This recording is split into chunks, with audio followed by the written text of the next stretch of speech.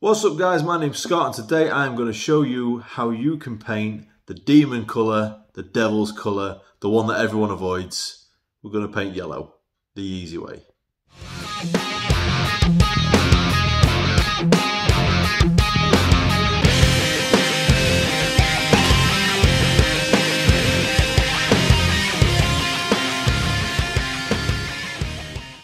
So recently through Reddit, I've been putting a few pictures of my orcs up, and it's the first time I've painted orcs, and I wanted to do the yellow colour on the box because I know it's quite a difficult colour.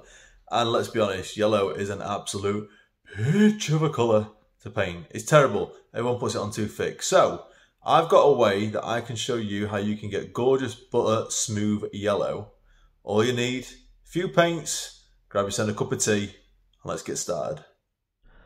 So to start with, I've airbrushed the miniature with a white primer. In this case, I'm using Vallejo's white primer.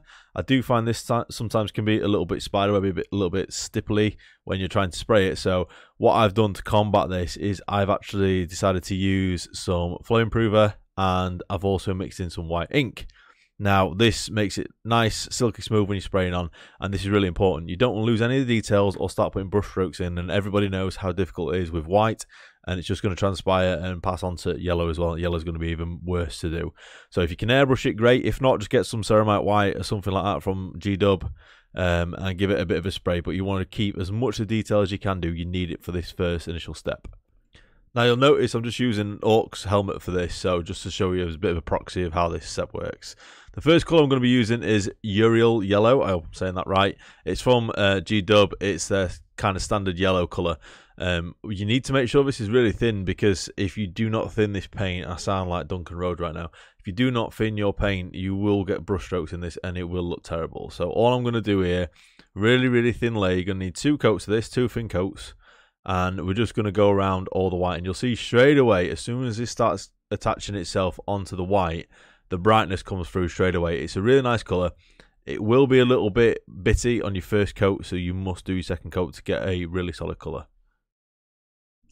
Once you put down your 2 layers, your next step is to give it a little bit of depth and definition. Obviously, it's starting with a lighter colour rather than starting with a dark colour and moving up. We're going to do the opposite way because yellow is such a pain in the ass to paint.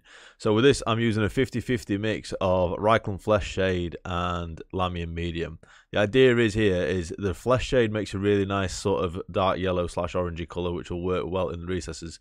But the Lamian Medium is designed to not let it stain the yellow. We still want the yellow to shine through without any sort of staining, but we want those little bits of shadow effects and you know, in the depths and the recesses of where it's going to be. So just make sure you don't get it stuck anyway. Don't pull up too much. All you're wanting to do is give it a little bit of a shade. You'll need to leave this to dry for probably about 20 minutes, half an hour, to make sure that you don't drag off any paint when you're doing anything in the future. But once it is dry, you're going to grab some Flash Gitz Yellow, and this is going to be your brightest sort of colour on the Mini. So all you're going to do here is paint on all the flat surfaces where you'd find the light source. So for me, on this one, it's going to be the chin plate, top of the helmet, around the sort of eyes, cheekbone / area. And all you're doing is layering this on now. It'll look quite stark against the other yellow when you start painting, but don't worry, as soon as it starts drying, it'll naturally give a nice little blend on there, and you won't need to touch it up after that. Once you're finished with this layer, you can, if you want to, just leave it there if you don't want to do any battle damage. But orcs being orcs, I wanted to put a little bit extra in there.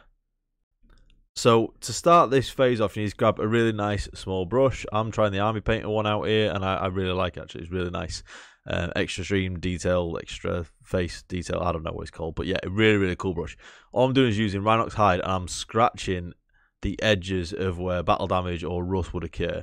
So I'm going for the bottom of the chin area and the top of the chin spikes. It's also going to give it a nice little layer and a bit of pronunciation about the fact that it's got the tooth sort of style.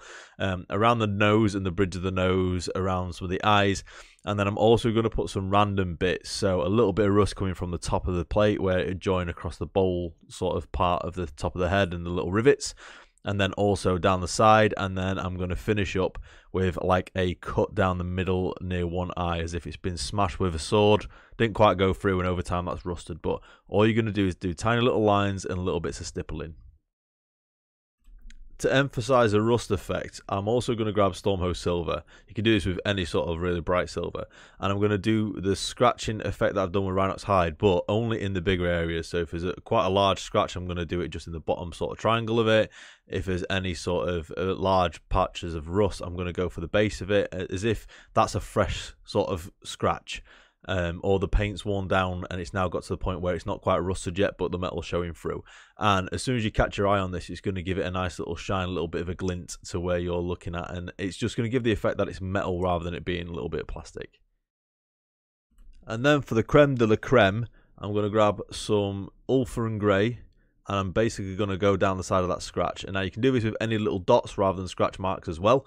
And the idea here is it looks like as if it's chipped down to the under armor of the paint, the sort of the primer of the paint. Especially with it being yellow, it would naturally be a white sort of primer anyway. Even in real life, even orcs I'm sure would put white layer underneath it to make it nice and yellow. So by doing this, it's going to show off a little bit of the primer, and by giving it the side and then underneath of the scratch as well, it makes it look 3D to the eye, even though it's not 3D. So with that last step done and the rest of your model painted, hopefully you'll end up with something just like this bad boy. And as you can see here, this is the mini that I'm referring to that I've put on Reddit and on my Instagram and stuff. It's my first ever painted orc. I'm really, really chuffed with it. I love how it came out. And the first question I got asked about it was, firstly, how did I do the yellow armor? And the second, how did I do the freehand on the armor and also on the banner as well? Very Legend of Zelda Windwalker style vibe. It's not quite finished. The top of the haft needs finishing on where the banner goes, and some of the skulls need highlighting. But this is the effect, hopefully, you can get just by following these really easy steps. So guys, hopefully you found this tutorial decent. It's something that you can use by yourself as well to improve your yellow game. Yellow's a sod to paint, and hopefully this is going to help you in the future and make you a little bit less scared of yellow. If you did enjoy the video and you enjoy this sort of format, you want some more tutorials in the future, don't forget to leave us a nice comment just in the down there. Hit that thumbs up button and subscribe if you haven't already, and then share the video around with your mates like a good biscuit. If you want to help the channel a little bit further, you can do so for just $1 a month by supporting me on Patreon. This keeps me in Yorkshire Tea bag because I'm currently drinking the biscuit brew, and it's keeping me up all night so I can make this sort of content for you guys. As always, thanks so much, and I'll see you next time.